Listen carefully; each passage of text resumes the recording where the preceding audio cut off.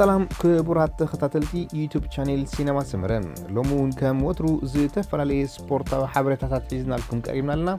نمكتتا لكم بخبر نعدم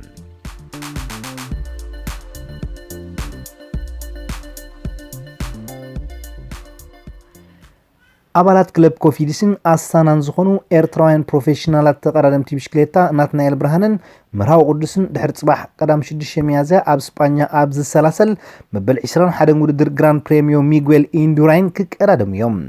ኣብዚ ናይ 1.1 መዐቀን ዘለዎ ናይ ሓደ መዓልቲ ውድድር እዚ ተቀራረምቲ ከባቢ 200 ኪሎ ሜትር ክሽፍኑ እዮም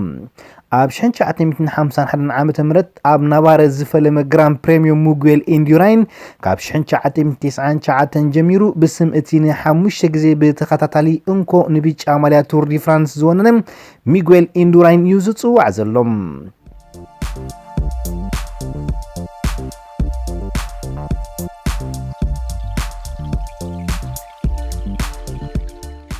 ጆን ኦዲሾ ዝተባህለ ኣውስትራልያዊ ተጻዋታይ ኩዕሶ እግሪ ኣብ ውሽጢ መንበር ገጹ ብዝተተኮሰሉ ጥያይት ኣብ ርእሱ ብድሕሪ ምህራሙ ህይወቱ ሲኑ ብጀካ ኦዲሾ ምሱ ኣብቲ ገዛ ዝነበረ ናይ ቀረባ ዘመዱን ኣብ ኢዱ ሞጋእቲ ከም ዘጋጠሞ ተፈሊጡ ነዚ መጥቃዕቲ ዝፈጸሙ መንነቶም ዘይተነጸረ ገበነኛታት ክሳብ ሕጂ እኳ ኣብ ትሕቲ ቁጥጥር ፖሊስ እንተዚኣቶም ምስሊ ናይ ክልተ ካብ መንበሪ ቤት ኦዲሾ ወፂኦም ብጉያ ዝሃድሙ ዝነበሩ ውልቀ ሰባት ግን ኣብ ኣፍ ደገ ብዝነበረ ካሜራ ክቕረጽ ክኢሉሎም ወዲ 25 ዓመት ኦዲሾ ምስ ፓራማታ ሜሊታ ኤግልስ እትበሃል ጋንታ ክጻወት ዝጸንሐ ክኸውን ከሎም ሞቱ ምስ ተሰምዐ ፕሬዚደንት እታ ክለብ ዳቪድ ፍሬንዶም ብሞት ሓደ ካብ ወሰንቲ ተጻወቲ ጋንታና ዝኾኑ ኦዲሾ ዝተሰማዓና መሪር ሓዘን بسم كلب باراماتا نسدرا بيتون نعرختون فتوتن نقلت إلهم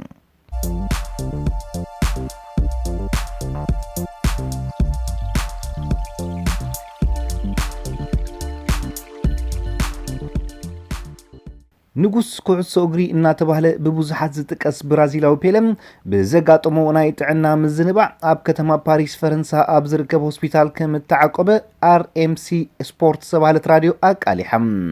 ብምኽንያት ስራሕና ፓሪስ ዘምርሐ ፔለም ምስቲ ቴምሳል ፔለ እናተባህለ ብተደጋጋሚ ዝጽዋዕ ኣጥቃዓይ ፓሪስ ሴን ጀርማን ኪልያን ምባፔ ብድሕሪ ምርኻቡ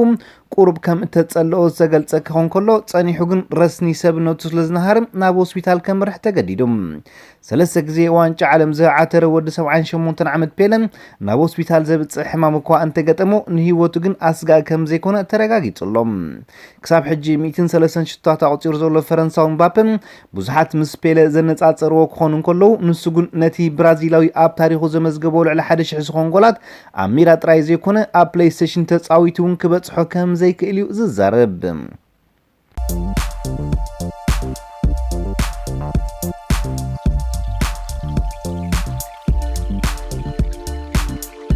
ኣጥቃዕ ዩቬንቱስ ክርስቲያኖ ሮናልዶ ኣብ የማናይ ሰለፉ ኣጋጢሞ ካብ ዝቐነየ ምጭባት ጨዋታታት ሙሉእ ብምሕዋዩ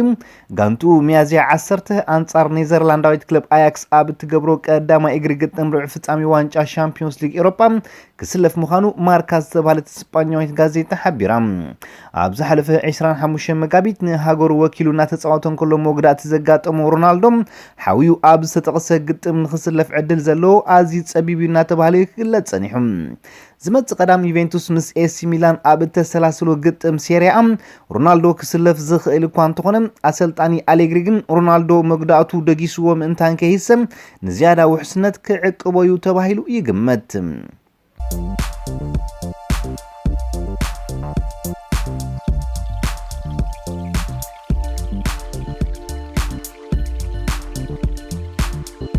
ኣብ ዜናታት ምስጋር ተጻወቲ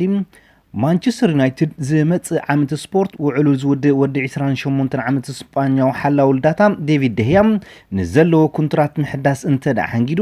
ካብ ኣብ ዝመጽእ ክራማት ተሸጦ ውዕሉ ምስ ወደ በነጻ ከተፋንዎ ከም ትመርጽ ተሓቢሩ ريال مدريد يوفنتوسن باريس سان جيرمان نخونتا دهيا بقربا يكتاتلو كم زلوا يزغلص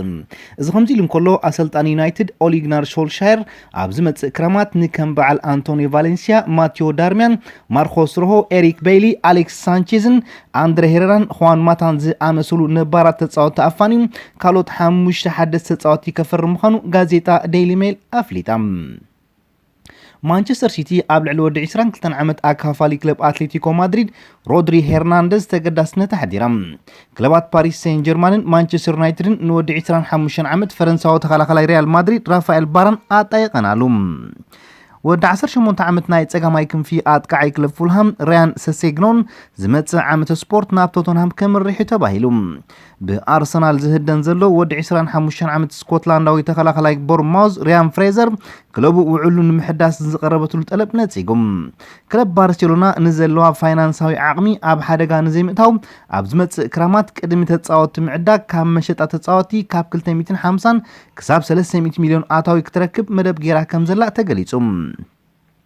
كروشاوي اكافالي كلب تشيلسي ماتيو كوباتشيتش زي عامته سبورت مسوده اب كندناب اد كلب ريال مدريد ملس مساب بلقا حيزاتو زلا تشيلسي كصنح كم زحر تفليطم ارسنال دايركتور تكنيك المقصر اب تغبرو زلا منقسقاس تصاوتاي تا كلب نزنبر نيزرلانداوي مارك اوفرمارس دايركتور تكنيك كلب مارسين زخونه اوندوني زوزا فريتان قال محتت اكايداتلهم فدرشن كعسوغر انجليزن بريمير ليغن وكيلات تصاوتي اب حدناي مسغار مسرح ካብ እቲ ዝውክልዎ ተጻዋታይን ካብ እታ እትዕድጎ ክለብን ኣብ ሓደ እዋን ንዝወስድዎ ገንዘብ ዝኽልክል ሕግን ምጥታው እሰርሕለዎም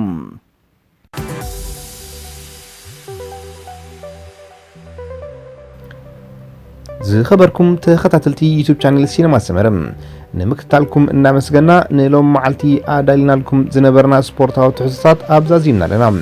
ኣብ ቀጻሊ ብኻልእ ሓበሬታታት ክሳብ ንረኸብ ንኹልና በብዘለናዮ ሰላም እንተዕናን